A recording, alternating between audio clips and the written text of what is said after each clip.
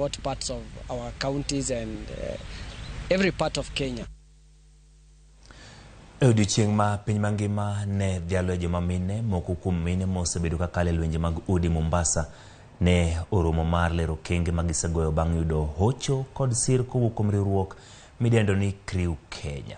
Puonj mag chako ohala kaachiel kod omwom bende ne ohol gi gikone sani okelo lokruok maduong' ne moko kuomgi to chutho mago mane ochuogi oweyo gi ting' mag chuogi ne oweyo gi ting' mag nyithindo bang' gwandruok. Ma timore seche ma masiche mitudo kod lwenje mag udi pod ogurore pacho ka gino mabende kelo hinyruok ne familia mathoth.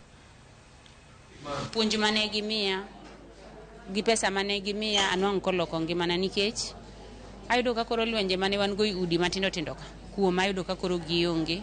Mano miyo aduoga bet piny macho ne en kara ne en ukosefu ma pesa ema ne miyo seche moko ne wanyalo lwenyo en goch nikech samoro ma jaduong' ne kelo krom to kodwan mondo iwach no krom.